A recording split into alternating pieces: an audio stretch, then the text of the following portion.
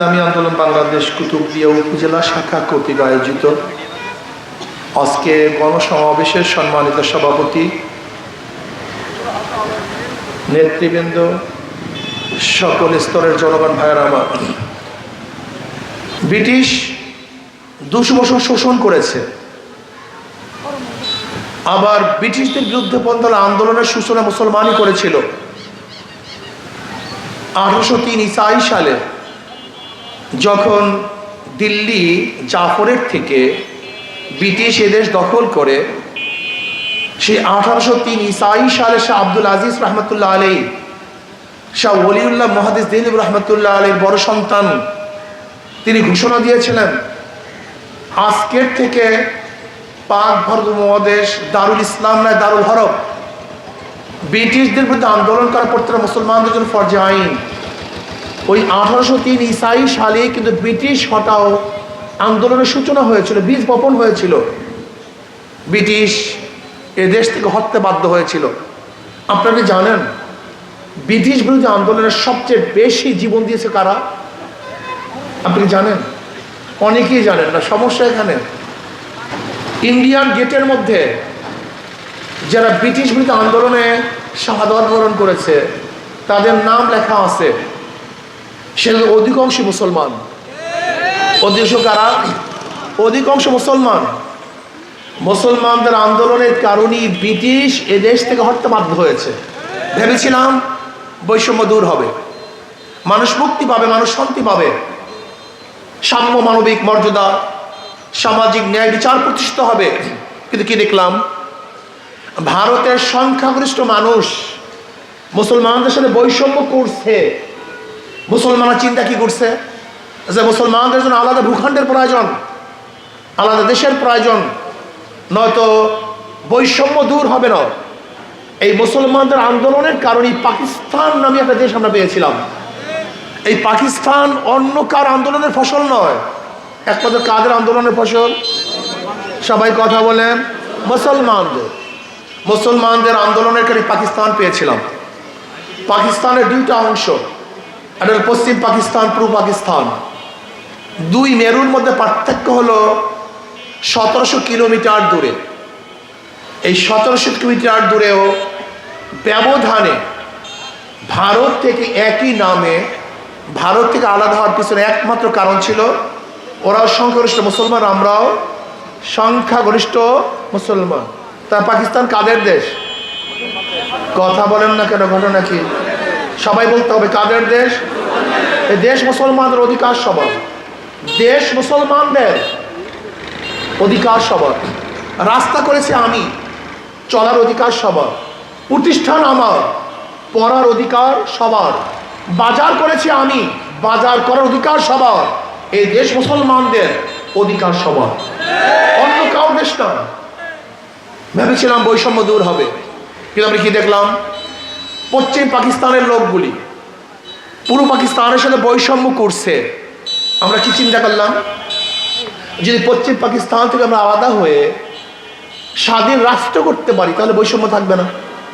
71 আমরা বাংলাদেশ নামীয় একটা দেশ গঠন করলাম, পাকিস্তান থেকে আলাদা হলাম, ভেবেছিলাম এবার বৈষম্য থাকবে না।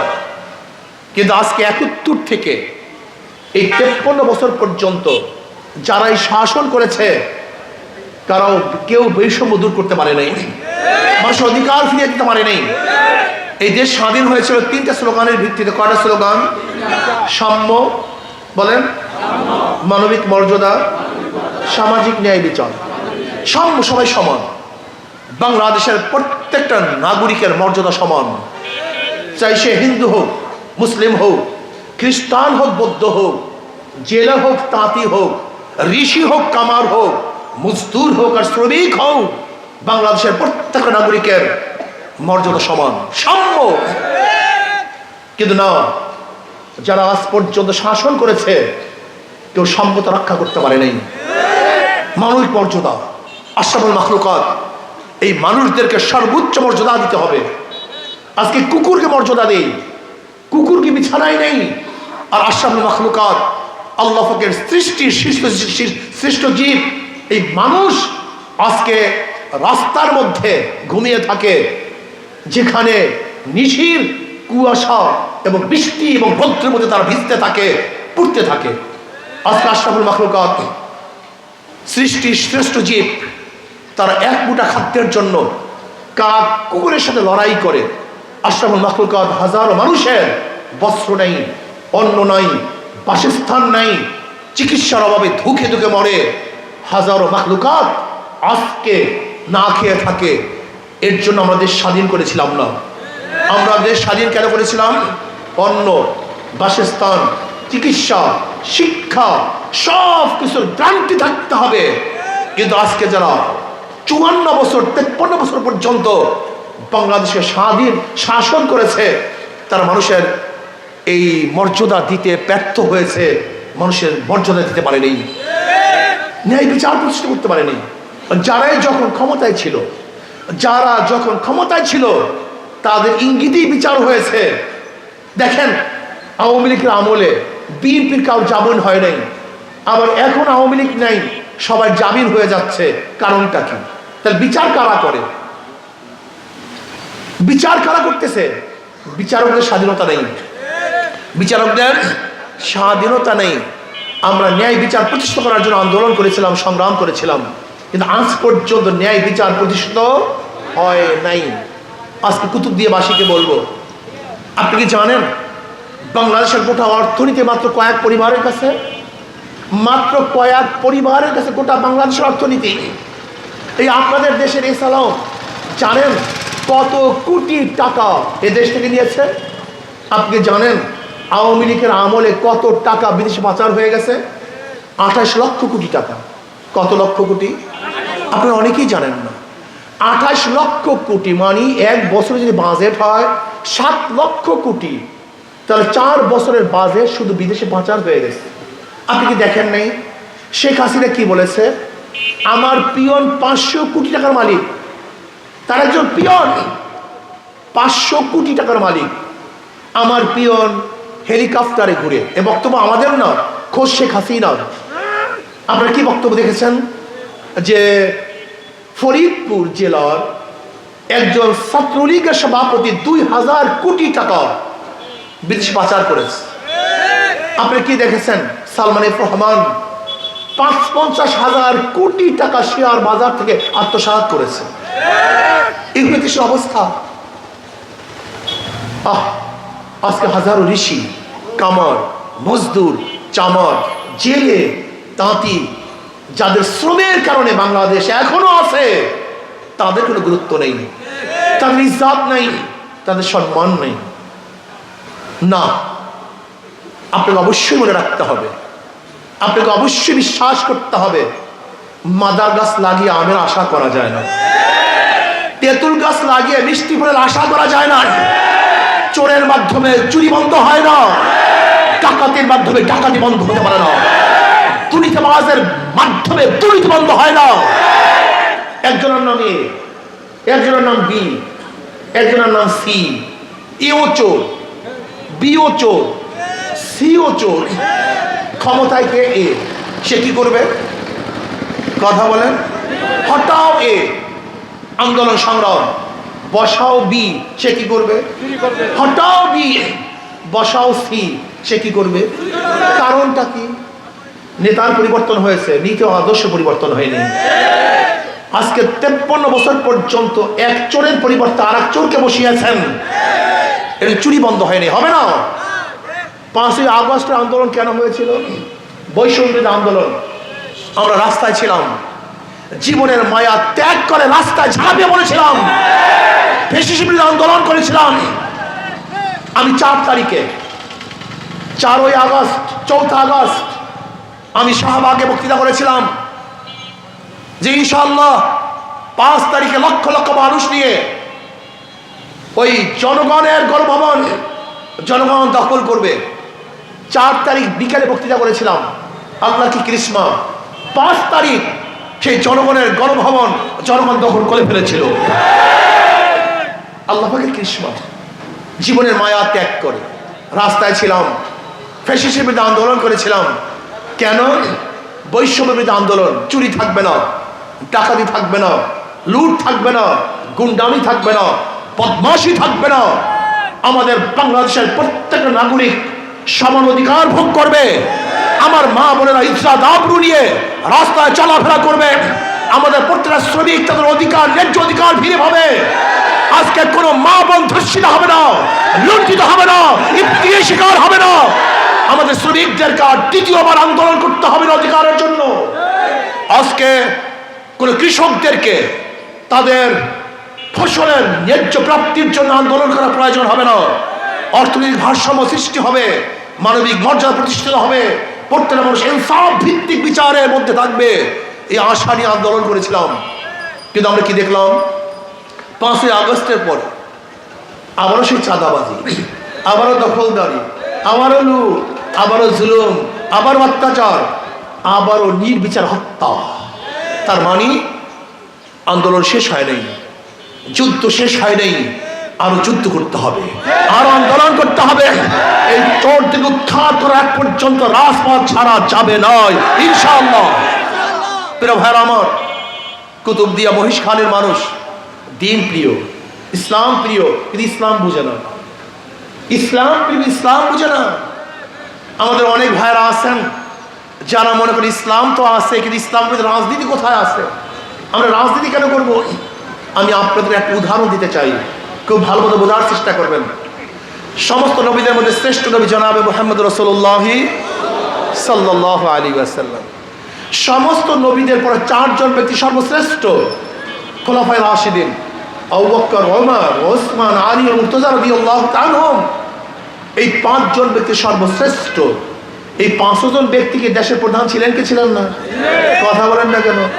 তাই যারা বলেন রাজনীতির সাথে ইসলামের কোনো সম্পর্ক নাই, ওদের মাথার মধ্যে ঘিলু আছে, ওরা জাহেল। রাজনীতি করতে করতে রাজা হয়, রাজনীতি করতে করতে কি হয়? আর যেই 5 জন সর্বশ্রেষ্ঠ প্রত্যেকে রাজা ছিলেন। তো ইসলামের সাথে রাজনীতি সম্পৃক্ত আছে কি নাই? যারা বলেন নাই, ওরা ইসলাম জানে না, ইসলাম বোঝে না, ওরা জাহেল, ওরা মূর্খ। ওদের সাথে আমার কোনো সম্পর্ক নেই। ইসলামী আন্দোলন কেন করবেন? আমি 2 দিক থেকে বুঝাবো ইসলামী আন্দোলন কেন করবেন। ধর্মীয় দিক থেকে, রাজনৈতিক দিক থেকে। ইসলামী আন্দোলন, একজন মুসলমান ইসলামী আন্দোলনের বাহিরে যাওয়ার কোনো সুযোগই নেই। ধরে নেন কিয়ামতের ময়দানে অনেক মুসল্লি কপালের মধ্যে দাগ, দেখবে লক্ষ লক্ষ বেয়ারের মদের গুনাহ, লক্ষ লক্ষ জেনার গুনাহ। আল্লাহ, আমি কোনোদিন মদ স্পর্শ করি নাই, আমি কোনোদিন জেনা করি নাই, এত জেনার গুনাহ আসলো কোথার থেকে? এত মদের গুনাহ আসলো কোথার থেকে?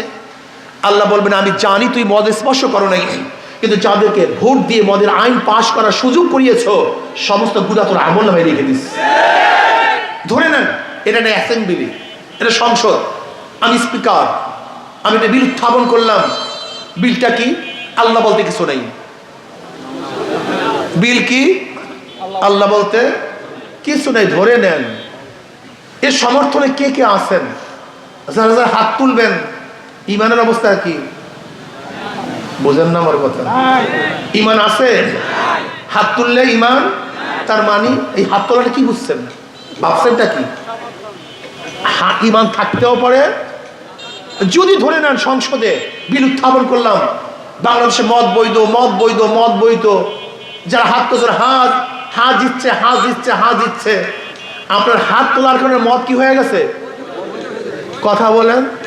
এখন যাদের হাত তোলার কারণে মদ বৈধ হয়ে গেছে, এখন মদ যারা পান করবে গুনাহ কে নিবে? কথা বলেন না কেন?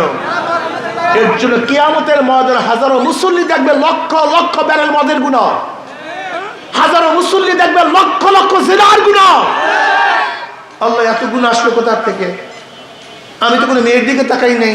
বলে যাদেরকে ভোট দিয়ে অ্যাসেম্বলিতে এই আইন পাস করছো, সমস্ত গুনাহ তোর কপাল পরে তোর আমলনামায় রেখে দিস। এই জন্য একজন মুসলমান যে আল্লাহকে বিশ্বাস করে, সে কোনো অবস্থাতেই চোর, ডাকাত, বদমাশ, ইসলামের বাহিরের নীতি আদর্শ কোনো ব্যক্তিকে ভোট দিতেই পারে না। এখন বলতে পারে হিন্দুরা দিবে কেন, খ্রিস্টান ইসলামের পক্ষে ভোট দেবে কেন, হাত পাখা ভোট দেবে কেন? কারণটা কি? শান্তি পাওয়ার জন্য, মুক্তি পাওয়ার জন্য, সাম্য, মানবিক মর্যাদা, সামাজিক ন্যায়, বিচার প্রতিষ্ঠা করার জন্য। একমাত্র ইসলামই পারে সমস্ত মানুষের অধিকারকে ফিরিয়ে দিতে। ইসলামের বাহির কোনো নীতি ও আদর্শ কোনো মানুষকে অধিকার দিতে পারে। যেরকম 5ই আগস্টের পরে মন্দিরগুলো কারা পাহাড়ি দিয়েছে? ইসলামী আন্দোলন লোক, ওলামায়ে কেরাম, প্রত্যেক মন্দির তারা পাহারা দিয়েছে। কিন্তু ইসলাম লা ইকরাহা ফিদ্দীন, আমরা কারোর উপর জুলুম করি না, অত্যাচার করি না, অবিচার করি না। মনে রাখতে হবে, একজন মুসলিম মেয়ের সাথে অবৈধ কাজ করলেও যে শাস্তি, একজন হিন্দু মেয়ের সাথে অবৈধ কাজ করলে একই শাস্তি। একটা মুসলমানের ঘরে চুরি করলে যে শাস্তি, একটা হিন্দু ঘরে চুরি করলে একই শাস্তি। একজন মুসলমানকে হত্যা করলে যে শাস্তি, একজন হিন্দুকে হত্যা করলে একই শাস্তি। সাম্য, মানবিক মর্যাদা, সামাজিক ন্যায় বিচার। সবচেয়ে আমার দুঃখ লাগে, কষ্ট লাগে গরিব দিকে দেখলে, সবচেয়ে কষ্ট লাগে গরিব দিকে দেখলে। ইসলামের গোটা অর্থনীতি গরিবদের জন্য, ইসলামের গোটা অর্থনীতি গরিবদের জন্য, অথচ কপাল পোড়া এই গরিব মানুষ ইসলামকে পছন্দ করে না।